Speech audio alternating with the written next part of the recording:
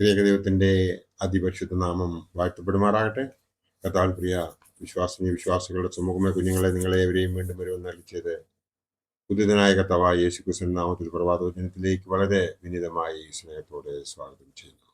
ഇന്നത്തെ ദിവസത്തിന്റെ പ്രത്യേകത എന്ന് പറയുന്നത് 7 മാർച്ച് 2026, ഈ മാസത്തിലെ 7-ാമത്തെ ദിവസം, ശനിയാഴ്ച, ഈ വർഷത്തിലെ 66-ാമത്തെ ദിവസം. ഇന്നത്തെ ചിന്താവിഷയം ദൈവാശ്രയം. ഇന്ന് അതിനായി വചനം എടുത്തിരിക്കുന്നത് യിരെമ്യാവ് പ്രവാചകന്റെ പുസ്തകം 17-ാം അധ്യായം 7-ാം വാക്യമാണ്. 17-ാം അധ്യായം 7-ാം വാക്യം ആണ്. നാം ഓരോരുത്തരും ഈ ലോകത്തിലേക്ക് കടന്നു വന്നത് ഓരോ ദൗത്യങ്ങൾ കൊണ്ടാണ്. അത് നാം മറന്നു പോകുന്നതിനാലാണ് നാം ദൈവത്തിൽ ആശ്രയിക്കാത്തതും നമ്മൾ ഓരോ കാര്യത്തിൽ തോറ്റുപോകുന്നതും എന്ന് നമ്മൾ മനസ്സിലാക്കേണ്ടതുണ്ട്. ക്രിസ്ത്യാനിയുടെ തനിമ നിലനിൽക്കുന്നത് ദൈവാശ്രയ ബോധത്തിലാണെന്ന് പറയാം. ദൈവവും മനുഷ്യനും തമ്മിലുള്ള സംസർഗമാണ് പ്രാർത്ഥനാ ജീവിതമാണ് നമ്മുടെ ദൈവാശ്രയ ബോധത്തെ വളർത്തുന്നത്. സത്യവേദ പുസ്തകത്തിന്റെ മധ്യവാക്യം തന്നെ മനുഷ്യനിൽ ആശ്രയിക്കുന്നതിനേക്കാൾ ദൈവത്തിൽ ആശ്രയിക്കുന്നത് നല്ലത് എന്നാണ്. ശൂന്യനായ മനുഷ്യൻ പലപ്പോഴും ലോകത്തെ ആശ്രയിക്കാറുണ്ട്. അത് മണ്ടത്തരവും നാശകരവുമാണെന്ന് പിന്നീട് ബോധ്യമാകുമെന്നാൽ ദൈവത്തിൽ ആശ്രയിക്കുന്ന ഒരുവനും തളരുകയോ പതറുകയോ നശിക്കുകയോ ഇല്ല എന്നുള്ള വിവരം നമ്മുടെ അനുഭവങ്ങളിൽ നിന്നും നമുക്ക് മനസ്സിലാക്കിയിട്ടുണ്ട്. ദൈവത്തെ പറ്റി യേശുക്രിസ്തു നൽകിയ സമ്പൂർണ്ണ ചിത്രം ദൈവം പിതാവാകുന്നു എന്നുള്ളതാണ്. സ്വർഗസ്ഥനായ ഞങ്ങളുടെ പിതാവേ എന്നാണല്ലോ പ്രാർത്ഥന ആരംഭിക്കുന്നത്. പിതാവിൽ നിന്ന് മക്കൾക്ക് ലഭിക്കുന്നത് പോലെ വാത്സല്യവും കരുതലും പിതാവാം ദൈവത്തിൽ നിന്ന് ലഭിക്കും. പിതാവാം ദൈവം മക്കളിൽ നിന്ന് സ്നേഹവും അനുസരണവും പ്രതീക്ഷിക്കുന്നു. നിന്റെ ദൈവമായ കർത്താവിനെ പൂർണ്ണ ഹൃദയത്തോടും പൂർണ്ണ ആത്മാവോടും പൂർണ്ണ ശക്തിയോടും പൂർണ്ണ മനസ്സോടും കൂടി സ്നേഹിക്കുക എന്നുള്ളതാകുന്നു. ദൈവത്തിന്റെ നേതൃത്വത്തിൽ നാം വിശ്വസിക്കുമ്പോൾ മാത്രമാണ് മനുഷ്യരുടെ സഹോദര്യത്തിൽ വിശ്വസിക്കുവാൻ നമുക്ക് കഴിയുന്നത്. യേശുവിന്റെ സ്നേഹവലയത്തിൽ ഹൃദയം നിമ്നമായതിനാലാണ് മദർ തെരേസയ്ക്കും ഫാദർ ഡാമിയനും മറ്റ് സഹോദരങ്ങൾ എന്ന പോലെ കുഷ്ഠരോഗികളെ ശുശ്രൂഷിക്കാൻ ആയത് എന്ന് നാം ഇവിടെ മനസ്സിലാക്കേണ്ടതുണ്ട്.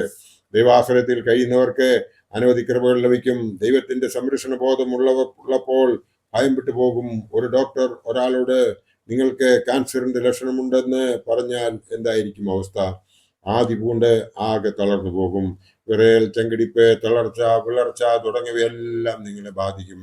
എന്നാൽ ദൈവത്തിന്റെ സംരക്ഷണ ബോധമുള്ളവർക്ക് ദൈവം കൈകളിൽ താങ്ങിക്കൊള്ളുമെന്ന ധൈര്യമുണ്ടാകും. യെശയ്യാ പ്രവാചകൻ പറയുന്നത് പോലെ, ഭയപ്പെടേണ്ട, ഞാൻ നിന്നോട് കൂടെയുണ്ട്, ഭ്രമിച്ചു നോക്കേണ്ട, ഞാൻ നിന്റെ ദൈവമാകുന്നു എന്ന് ബോധ്യമാകും. കൂരിരുൾ താഴ്വരയിൽ കൂടി നടന്നാലും ഞാൻ ഒരു അനർത്ഥവും ഭയപ്പെടുകയില്ല, നീ എന്നോട് കൂടെ ഇരിക്കുന്നുവല്ലോ എന്ന് ദാവീദ് ആലപിച്ചതുപോലെ ഒരു ധൈര്യം നമുക്ക് ലഭിക്കും. പരീക്ഷയിൽ A+ കിട്ടാത്തതിന്, പ്രതീക്ഷിച്ച ജോലി ലഭിക്കാത്തതിന്, അതുപോലെയുള്ള കാരണങ്ങളാൽ മനം നൊന്ത് ആത്മഹത്യക്ക് തുനിയുന്ന അനവധി പേരുണ്ട്. ദൈവാശ്രയമില്ലാത്തവരാണ് അങ്ങനെ നിരാശയിൽ താണു പോകുന്നത്. ദൈവാശ്രയം ആകുലതയെ ഇല്ലാതെയാക്കും. മോറിയ മലയിലേക്ക് ബലി നടത്തുവാൻ അബ്രഹാമിനോടൊപ്പം കയറിപ്പോയ മകൻ ഇസഹാക്ക് ചോദിച്ചില്ലേ, അപ്പാ, തീയുണ്ട്, വിറകുണ്ട്, അറപ്പാനുള്ള ആടെവിടെ? അതിന് അബ്രഹാം നൽകിയ മറുപടി, ദൈവം അതിനെ കരുതിക്കൊള്ളുമെന്നാണ്. അതേ, ദൈവാശ്രയ ബോധമുള്ളവർ ദൈവത്തിന്റെ കരുതലിലാണ് ജീവിക്കുന്നത് എന്നും നമുക്ക് എവർക്കും അറിയാം. മാനവകുലത്തിന്റെ പാപപരിഹാരത്തിനായി കാൽവറിയിൽ യാഗമായി തീർന്ന നമ്മുടെ കർത്താവ് കുരിശിൽ കിടന്നുകൊണ്ട് 7 തിരുമൊഴികൾ പറയുന്നുണ്ടല്ലോ. അതിൽ 7-ാമത്തെ മൊഴി, പിതാവേ, ഞാൻ എൻ്റെ ആത്മാവിനെ തൃക്കൈയിൽ ഏൽപ്പിക്കുന്നു എന്നാണ്. പിതാവാം ദൈവത്തിന്റെ ഹിതമനുസരിച്ച് ഈ ലോകത്തിൽ മനുഷ്യനായി ജനിച്ച് പ്രവർത്തിച്ച ദൈവപുത്രന്റെ അന്തിമ മൊഴിയാണിത്. പൂർണ്ണമായ ദൈവാശ്രയമാണ് കർത്താവിൽ നാം കാണുന്നത്. പിതാവാം ദൈവത്തിൽ നിന്ന് ദാനമായി ലഭിച്ച ആത്മാവിനെ കളങ്കരഹിതമായി സമാധാനത്തോടെ പിതാവിന്റെ കയ്യിൽ തിരിച്ചേൽപ്പിക്കുന്ന ഞാനിവിടെ. യഹൂദന്മാർ ഉറങ്ങാൻ പോകുന്നതിന് മുമ്പ് ചൊല്ലുന്ന സങ്കീർത്തന വാക്യമാണിത്. നിന്റെ കൈകളിൽ ഞാൻ എൻ്റെ ആത്മാവിനെ വരമേൽപ്പിക്കുന്നു. സങ്കീർത്തനം 31:5 ഇത് നമുക്ക് കാണാം. ഇവിടെ കർത്താവ് പ്രതിസന്നിധിയിലേക്ക് തിരിച്ചു പോവുകയാണ്. പുത്രൻ തമ്പുരാന്റെ ജീവിതം പിതാവാം ദൈവത്തിന് സമർപ്പിക്കപ്പെട്ടതാണ്. യേശുവിനെ രക്ഷകനായി സ്വീകരിച്ചിട്ടുള്ള നമുക്ക് നമ്മുടെ ജീവിതത്തെ ദൈവത്തിൽ സമർപ്പിക്കുവാനുള്ള ഉത്തമ മാതൃകയാണിത്. നീർത്തോടുകളിലേക്ക് ചെല്ലുവാൻ കാക്ഷിക്കുന്നത് പോലെ ദൈവമേ, എൻ്റെ ആത്മാവ് നിന്നോട് ചേരുവാൻ കാക്ഷിക്കുന്നു എന്ന് നമുക്കും പറയുവാൻ സാധിക്കണം. ദൈവാശ്രയം ഏത് പ്രതിസന്ധികളെയും തരണം ചെയ്യുവാനുള്ള ശക്തി നമുക്ക് പ്രദാനം ചെയ്യും എന്ന് നാം മനസ്സിലാക്കേണ്ടതുണ്ട്. ജീവിത യോധനത്തിൽ തളർന്നു പോകുന്ന മനുഷ്യന് ദൈവത്തെ കാത്തിരിക്കുമ്പോൾ മാത്രമാണ് ആശ്വാസം ലഭിക്കുന്നത്. എൻ്റെ ദൈവം എന്നും എന്നോട് കൂടെയുണ്ട്. ഏതിനും മതിയായവനാണ് ദൈവമാണ് എന്നെ നടത്തുന്നത്. ബലഹീനതയിൽ അവൻ എന്നെ താങ്ങുന്നു. ക്ഷീണിച്ചിരിക്കുമ്പോൾ വലം കൈകൊണ്ട് എന്നെ പിടിക്കുന്നു. അവന്റെ ശാശ്വത ഭുജങ്ങൾ എന്നോടൊപ്പമുണ്ട്. എൻ്റെ ആശ്രയമായ ദൈവമേ, എന്നേക്കും സ്തുതി. യെരമ്യാ പ്രവാചകന്റെ പുസ്തകം 17-ാം അധ്യായം 7-ാം വാക്യം ഇന്ന് നമ്മൾ തങ്കവാക്യമായി എടുത്തിരിക്കുന്നത്. യഹോവയിൽ ആശ്രയിക്കുകയും യഹോവ തന്നെ ആശ്രയമായിരിക്കുകയും ചെയ്യുന്ന മനുഷ്യൻ ഭാഗ്യവാൻ എന്നാണ്. യഹോവയിൽ ആശ്രയിക്കുകയും യഹോവ തന്നെ ആശ്രയമായിരിക്കുകയും ചെയ്യുന്ന മനുഷ്യൻ ഭാഗ്യവാൻ എന്നുള്ളതാണ്. ദൈവാശ്രയത്തിൽ നാം പൂർണ്ണമായി വിശ്വസിക്കുമ്പോഴാണ് അത് നമുക്ക് ദൈവത്തിൻ്റെ ആ സഹായം, അവൻ്റെ കൃപാവരങ്ങൾ, അവൻ്റെ അനുഗ്രഹങ്ങൾ നമുക്ക് ലഭിക്കുന്നത് എന്നത് നാം മറക്കാതിരുന്നാൽ മാത്രം മതിയാകും. ആ ഭാഗ്യം നമുക്ക് ഏവർക്കും ലഭിക്കട്ടെ എന്ന് പ്രാർത്ഥിക്കുന്നു. ഞാൻ തന്നെ വഴിയും സത്യവും ജീവനുമാകുന്നു എന്ന് അവൻ അരുളി ചെയ്തു. ദൈവാശ്രയം നമുക്ക് ജീവിതയാത്രയിൽ പാതയമാകട്ടെ എന്ന് പ്രാർത്ഥിക്കാം.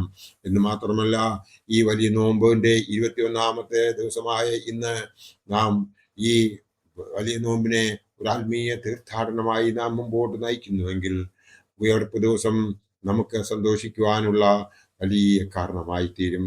അങ്ങനെ നാം നല്ല ഒരു ക്രിസ്ത്യാനിയായി നമ്മെ തന്നെ സമർപ്പിച്ചുകൊണ്ട് മുമ്പോട്ട് ജീവിക്കുന്നുവെങ്കിൽ ദൈവം നമ്മളെ അനുഗ്രഹിക്കും. രണ്ട് അഭിപ്രായം ഉണ്ടാകുകയില്ല. അതിനായി നാം ചെയ്യേണ്ടത് ഇടപെടാതെ പ്രാർത്ഥിക്കുകയും എല്ലാറ്റിനും സ്തോത്രം ചെയ്യുകയും കാരുണ്യ പ്രവൃത്തികൾ ചെയ്യുകയും നോമ്പ് നോക്കുകയും ആണ് ചെയ്യേണ്ടത്. നോമ്പിന്റെ 2 ചിറകുകളാണ്. ഒന്ന് ഉപവാസവും 2 പ്രാർത്ഥനയും. ഉപവാസം എന്നുള്ളത് ഞാൻ പറയാതെ തന്നെ നിങ്ങൾക്ക് ഏവർക്കും അറിയാം. ഭക്ഷണം മാത്രം വെടിയല്ല, പിന്നെയോ നമ്മളുടെ വാക്കുകളെ നമ്മൾ ക്രമീകരിക്കേണ്ടതുണ്ട്. മറ്റുള്ളവർക്കെതിരായിട്ട് നമ്മൾ പ്രവർത്തിക്കാതിരിക്കേണ്ടതുണ്ട്. നാം ഇതൊക്കെയും ഒരു നല്ല ശുഭചിന്തകരായി പ്രവർത്തിക്കുന്നുവെങ്കിൽ ദൈവം നമ്മളെ എല്ലാവരെയും അനുഗ്രഹിക്കുമെന്ന് മാത്രം ഈ അവസരത്തിൽ ഓർപ്പിച്ചുകൊണ്ട് എൻ്റെ വാക്കുകൾ ഇവിടെ ഉപസംഹരിക്കട്ടെ. ദൈവം നമ്മളെ എല്ലാവരെയും അനുഗ്രഹിക്കട്ടെ. നന്ദി, നമസ്കാരം.